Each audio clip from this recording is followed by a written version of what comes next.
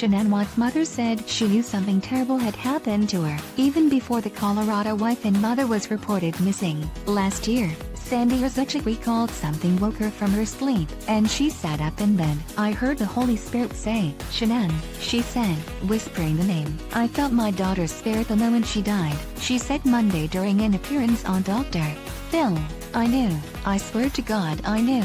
I woke up the whole house. I said, something's wrong with Shanann." Shanann Watts' pregnant body and the bodies of her children, Bella, 4, and Celeste, 3, were found in August in a secluded oil field where Shanann's husband, Chris, worked. He later pleaded guilty to the killings, and is serving 5 life sentences, 3 consecutive and 2 concurrent, after Shanann's family agreed to drop the possibility of pursuing the death penalty. Rzucek and her husband and son shared their reactions to the recently released tapes of Chris Watts' 5-hour confession to law enforcement, and spoke about how they'd struggled with the death and with understanding why Watts committed the murders. Watts had initially denied involvement in the August disappearance of his wife and children, and expressed concern about their well-being to a local news station. He pleaded guilty in November. Shanann Watts' brother, Frank Rzucek Jr., said it's eating him up last week. Authorities released Watts' 5-hour interview with authorities, which was recorded in February. Watts opened up about his state of mind in the weeks and months leading up to his conviction and spoke about what led him to plead guilty to his crimes.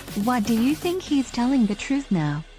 asked host Phil McGraw. Rzucek said he believed Watts spoke honestly about the killings because "I think it's eating him up. I think he was more than glad to talk to somebody for 5 hours, sitting in a box 24/7, said Rzucek, who was the children's godfather. "We loved him like a son and Frankie loved him like a brother," Sandy Rzucek said. "I just don't understand." In an appearance last week on Dr. Phil, a lawyer for Watts' family said that Bella knew her mother and sister had just been killed, and feared she would be next. "Please Daddy, don't do to me what you just did to Cease," Bella said, according to the attorney's Stephen Lambert. Sandy Rzucek said the hardest part was knowing her granddaughter watched her sister die and beg for her life. "To hear my granddaughter beg for her life, it's pretty rough," she said.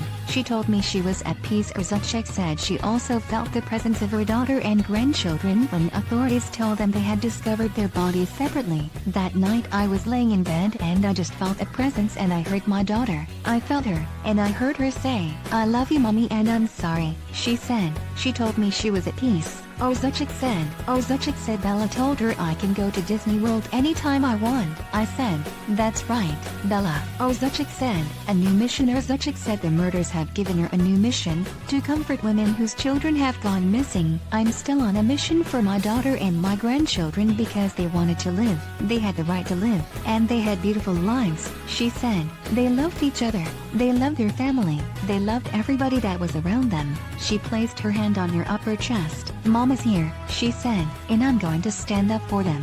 Dr. Phil, if you'll allow, and you'll help me. We've been together 38 years. Our kids are our everything and our grandbabies were our everything," Rzucek said. CNN's Nicole Chavez, Scott McLean, Andrea Diaz and Eric Levinson contributed to this report.